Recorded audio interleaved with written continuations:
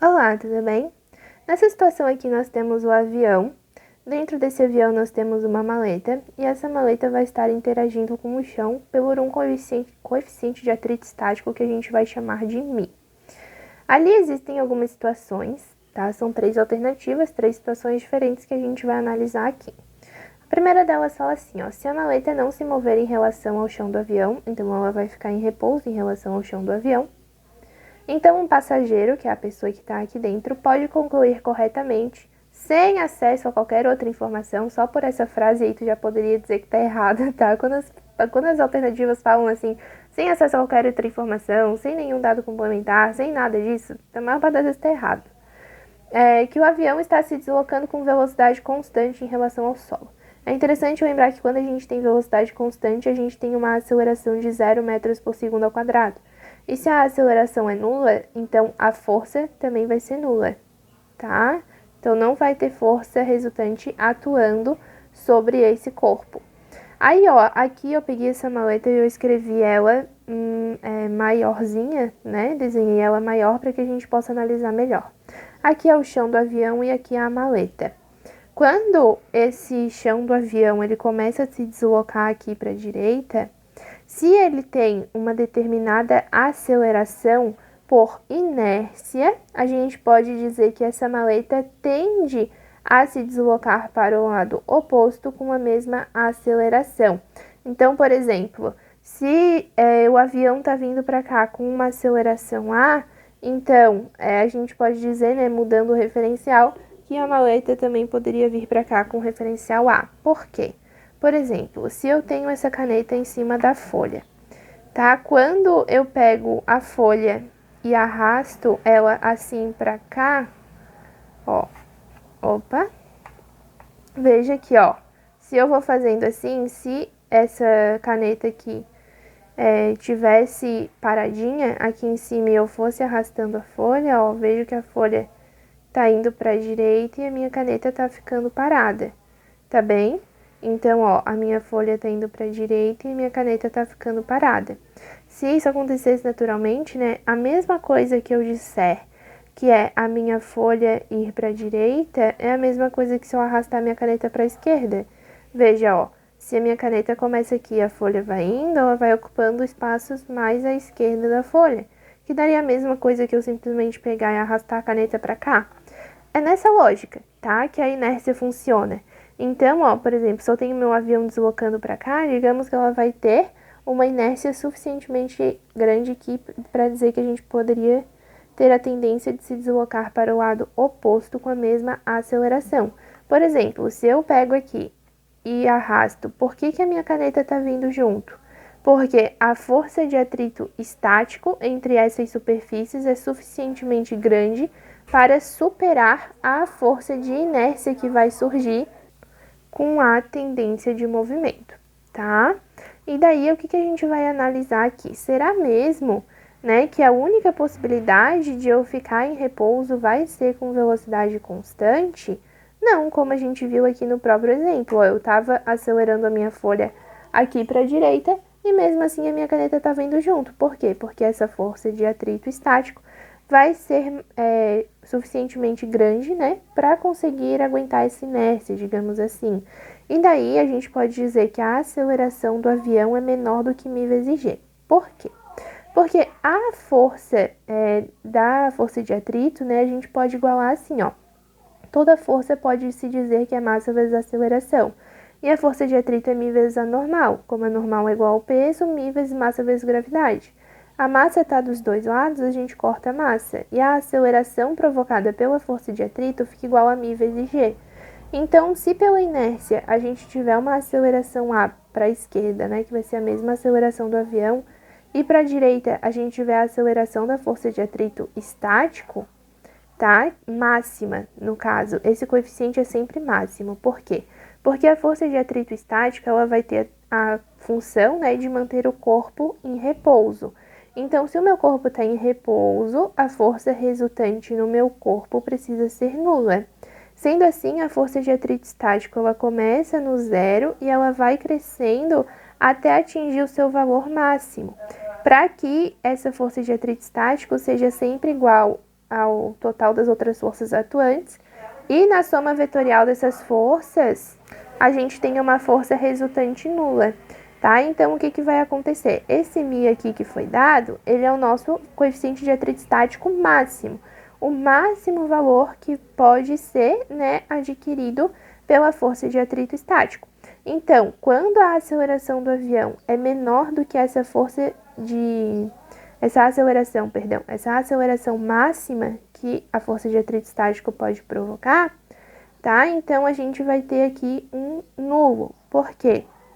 Porque essa força de atrito aqui, ela vai se moldando para atingir o mesmo valor da outra força que é aplicada, tá? Até que ela consiga atingir aqui, né, a possibilidade máxima. Então, com a minha aceleração menor, a minha aceleração provocada pela força de atrito estático vai se moldar para que ela tenha o mesmo valor da aceleração que está aqui e a aceleração fique nula. Então, ó, o que vai acontecer? Essa aceleração aqui do avião pode existir? Pode existir. O avião pode sim estar acelerando, causando, né, essa aceleração para a esquerda aqui quando a gente analisa só o bloco. Então, quando essa aceleração é menor do que a aceleração provocada pela força de atrito estático máxima, a aceleração provocada aqui vai se moldar para ficar igual a essa aceleração, de forma que o total fique nulo. E quando a aceleração total é nula, a velocidade fica constante. Então, não é só o caso ali da velocidade constante, né, para que o avião esteja se deslocando com velocidade constante. Ele pode sim ter uma aceleração, essa velocidade do avião pode sim estar variando, mas mesmo assim, né, essa força de atrito estático aqui conseguir aguentar essa aceleração provocada pela inércia e ainda levar esse corpo junto com o avião, tá? Aí agora na 2. Se o avião for acelerado com uma aceleração superior a μ vezes g, então, no caso agora a gente vai ter que essa aceleração do avião vai ser maior do que a aceleração máxima que a força de atrito estático pode provocar. Então, o passageiro verá a maleta se mover para trás do avião, enquanto o observador externo ao avião em repouso em relação à superfície da Terra, verá a maleta se mover no mesmo sentido em que o avião se desloca. Sim, vamos analisar aqui, ó. Para o passageiro que está acelerando junto com o avião. Então, quando a gente tem o passageiro aqui, o que vai acontecer? Esse avião, né, ele vai estar levando tanto o passageiro quanto a mala. Então, um em relação ao outro, a gente não vai considerar, né, esse movimento aí do avião, porque esses dois, como eles estão se movimentando dentro do avião ali junto, um com o outro, a gente vai considerar apenas as forças além do avião, além do que o avião está provocando neles. Então, qual é o diferencial? Aqui, ó, na mala, o meu diferencial vai ser a inércia e vai ser a força de atrito. Se a minha aceleração do avião é maior do que a aceleração provocada pela força de atrito e a aceleração da inércia é igual à aceleração do avião, então aqui eu teria a aceleração e aqui eu teria μ vezes g. Então, para esse observador aqui, né, desconsiderando a influência agora do avião para mudar a velocidade deles, tá? Porque eles vão estar juntos, ambos vão estar se movendo ali junto com o avião. Então, quando a gente considera só essas forças aqui, né, a força resultante, no caso, vai ser a soma vetorial. Como são vetores opostos, a soma vetorial é a subtração dos valores. Aí fica a aceleração da inércia menos o μ vezes g.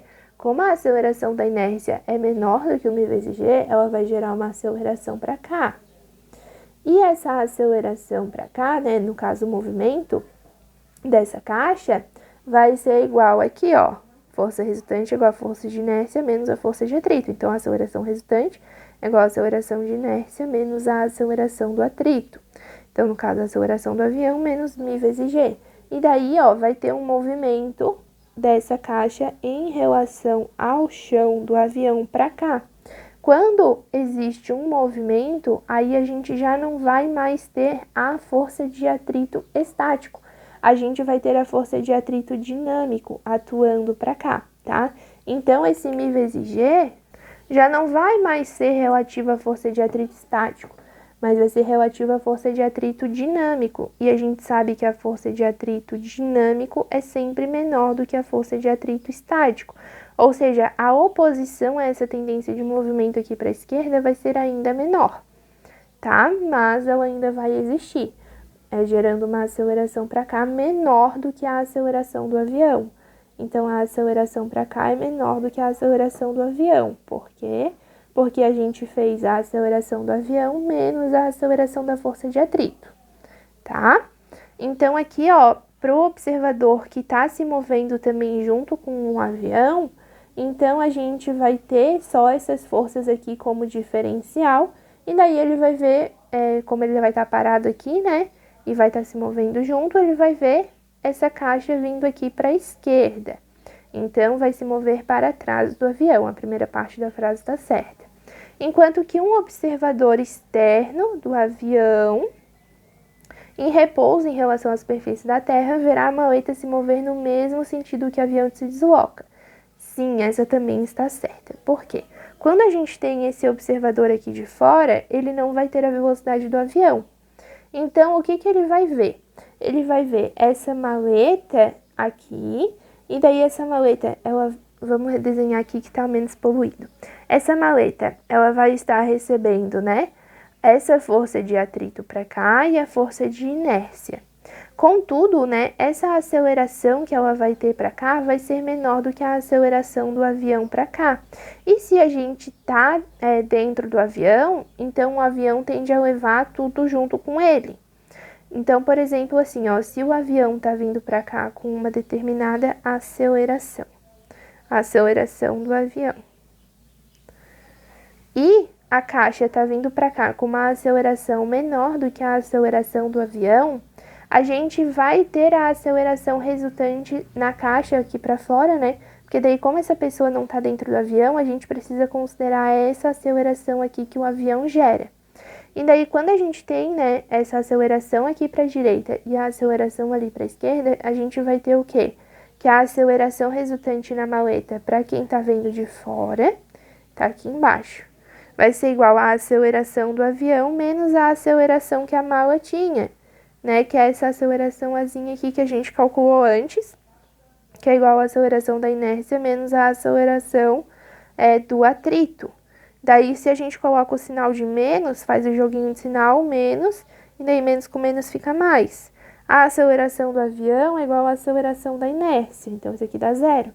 E assim a gente tem que a aceleração resultante vai ser igual à aceleração do atrito. Por mais que a aceleração seja menor, ainda vai ser no sentido de movimento do avião. Ou seja, essa pessoa aqui, ela realmente vai ver a mala se movendo com uma velocidade menor do que o avião, por exemplo. Ela vai ver, se desse para ver dentro do avião, né? Ela veria esse avião vindo para cá e conforme esse avião viria para cá, ela realmente conseguiria ver essa maleta deslizando para cá. Só que essa percepção, né, no caso da pessoa, seria assim, ó, por mais que essa maleta esteja ocupando uma posição mais aqui para trás, ela ainda está vindo para cá. Vamos tentar fazer um exemplo aqui, ó. Por exemplo, a minha folha e a minha caneta também. Se eu tenho ela puxando, vamos tentar aqui, ó. Por exemplo, se eu puxo assim e a minha caneta vai vindo para cá, ó, eu vou mover a minha caneta para cá com uma aceleração e aqui eu vou mover para cá com uma aceleração. Vamos fingir que a folha é o avião e a caneta é a maleta.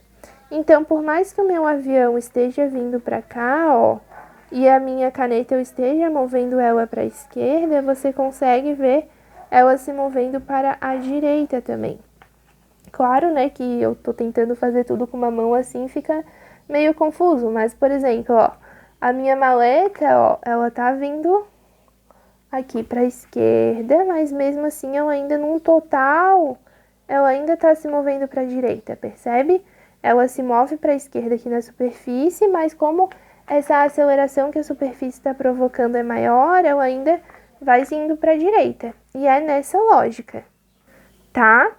Ela vai ver se movendo com uma aceleração um pouquinho menor, mas mesmo assim ela ainda vai ver vindo para cá.